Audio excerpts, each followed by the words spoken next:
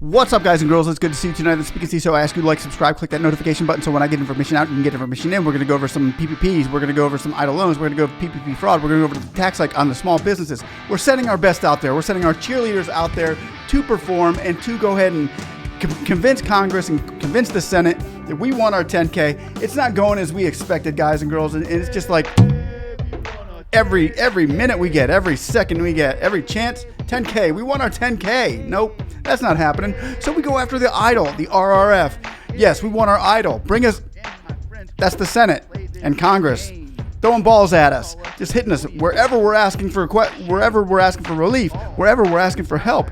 Even the media is against us. Remove the policy map. Yeah, remove the Nope, that ain't happening. None of it's happening. What's going on? PPP round 3? Nothing. Can we get an amen here? What's going on? We need to really understand what's going on here. And now we're seeing the media attacking the PPP, and we're seeing the Senate in the House, and all of them attacking small businesses.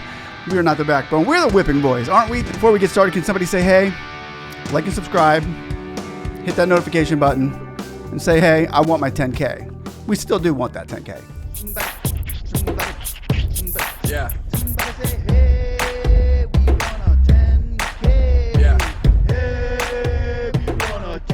We want our 10K. Ain't that right, Jason McElhone? Shout out to my boy, trysmallbiz.com. You can go follow him over there. Even sign up for his program. He's got a very cool site over there at trysmallbiz.com. Jason McElhone, thanks for all you do. Guys and girls, we have seen the PPP program brought up to another level in the last week or two. We've been seeing some promotionals on it. We've been seeing it uplifted, and we've been seeing it brought back to the forefront. However, it didn't turn out real well. As far as now, the media has gotten a hold of PPP, and whenever the government or the politicians want something to go well, they say, oh, yes, it's great. PPP, go PPP, right?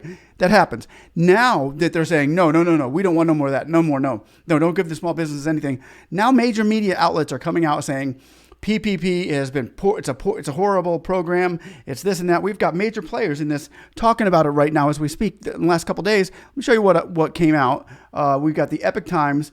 75% of poorly targeted $800 billion PPP money sent on it to unintended people. Yahoo's report shows paycheck protection funds didn't reach who they were supposed to. Blah blah blah. The Center Square. Then we got Newsweek articles here. We've got everybody now coming up against the PPP. Not good. That's not what we were looking to do. That's not what we were hoping to see with the PPP program.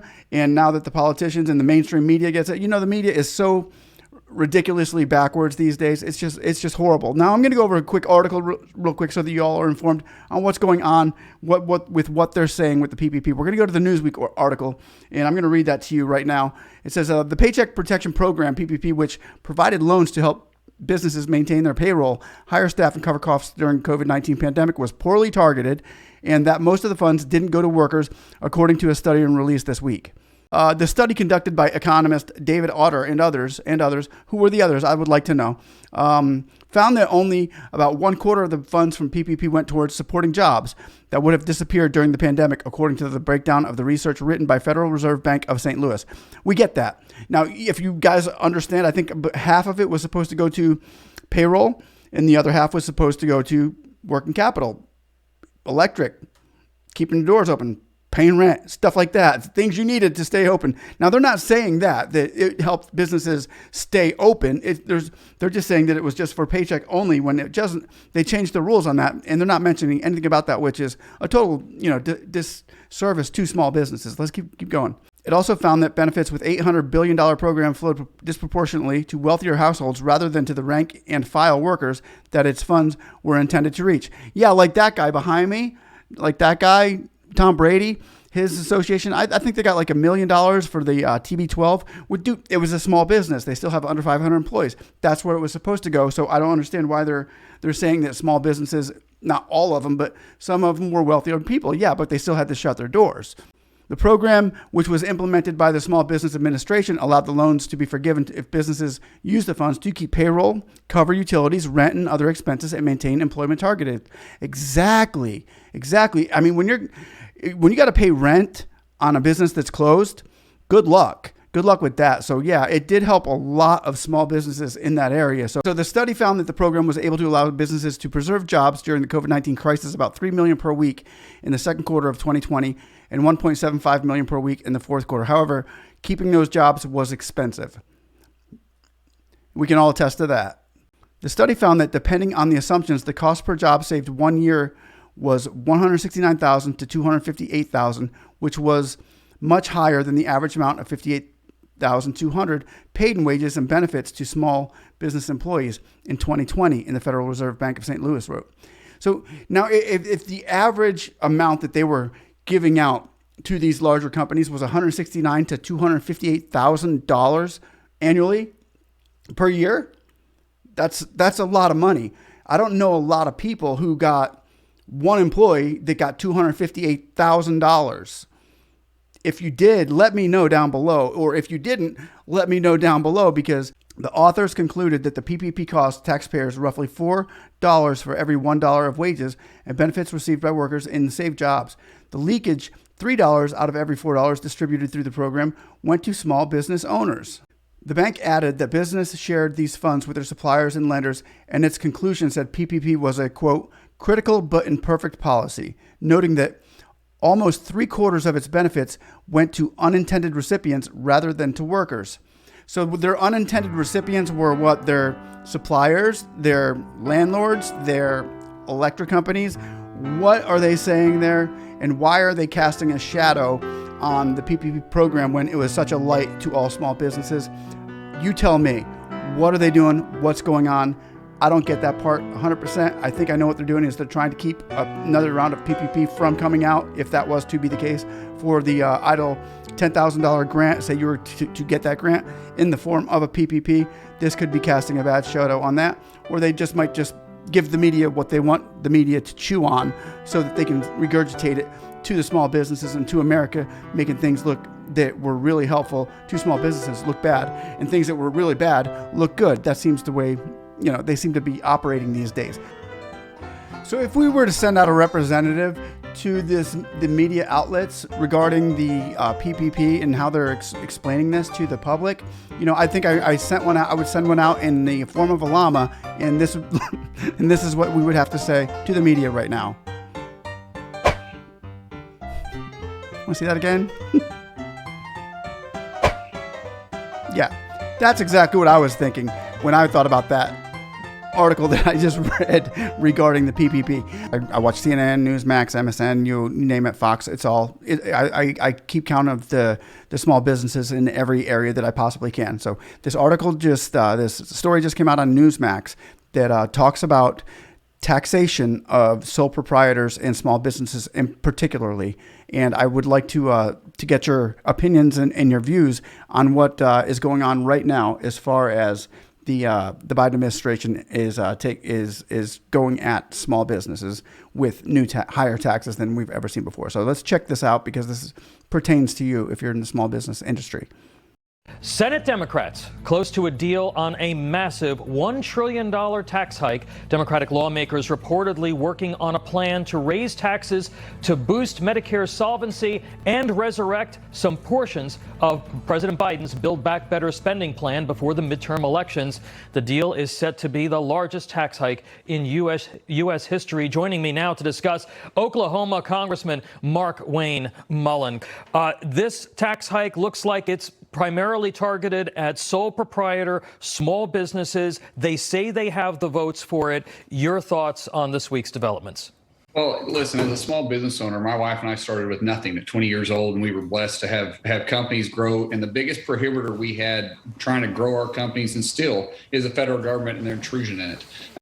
All right, so there we go. There's that. There's them talking about they're targeting small businesses and bringing the Build Back Better plan out in order to do that, $1 trillion in taxes, which are mainly targeting small businesses and sole proprietors. And I don't think we can afford that right now. What do you think down below? I'm going to keep going with this so you guys can stay informed. What the Democrats are really trying to do here is that they're trying to pay for what they already spent last year. Last year, between the Build Back Broke plan and the COVID supposedly bailout plans, they spent over $7.5 trillion. That's mind blowing on how much money they spent. And so now they're saying, well, we've got to pay for this. And what they're going to pay for it with is the backbone of the American economy. And that's the small business owners. It's not the big corporations. It's the small business owners like my wife and I. And this is absolutely mind blowing to me. Well, right. There it is. That's it. That's basically them saying, yep, they're coming after the small businesses, the backbone of America.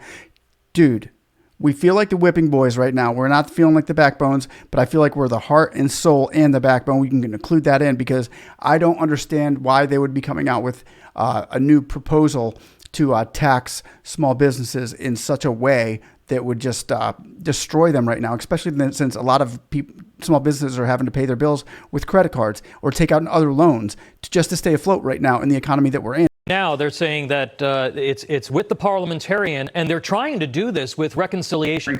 They are trying to force this through with the 51 votes if they can do it. Now, if they're talking about forcing this through, this big tax scheme through to hit the small businesses with a reconciliation 51 vote, why didn't they do that with RRF? Why didn't they do a reconciliation vote with the RRF program or with any of those other programs that the EIDL grant, the remove the policy map?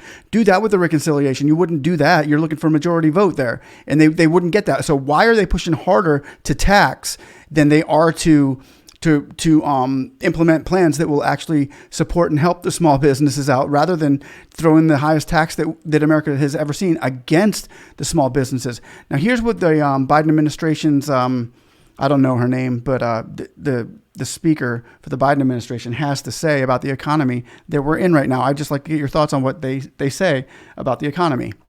You look at inflation, when we look at where we are economically, and we are stronger economically than we have been in history. When you look at the unemployment numbers at 3.6%, when you look at the jobs numbers, more than 8.7 million of new jobs created, that is important. Am I on the wrong planet? Am I in a different place than them? Or does anybody out there feel like we are stronger economically now than we've ever been in the history of America? Come on, man. What the heck are they talking about? I don't get it. We're seeing so many confusing, mind-boggling statements made through the president, through the White House, that they're so out of tact with America and with small businesses, and we know that their senators and congressmen are too.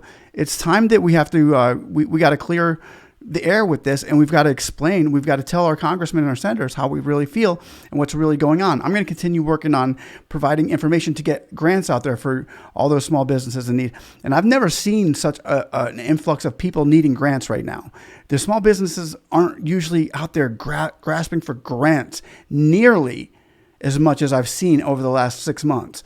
Now they are grasping for anything they can get to keep their businesses afloat. They're working 80 to 120 hours a week, and some even more, to keep their businesses open. And with that said, I just want to say that I'm going to continue fighting for you guys. I'm going to continue finding grants for all of your businesses, and I'm going to keep you updated as well on what's going on out there, so that we know where to draw our attention to and where to draw our energy as far as getting these PPPs and EIDLs and grants and stuff like that for your small businesses. Keep your heads up, keep your prayers up, and can somebody say, hey, we still won our 10K.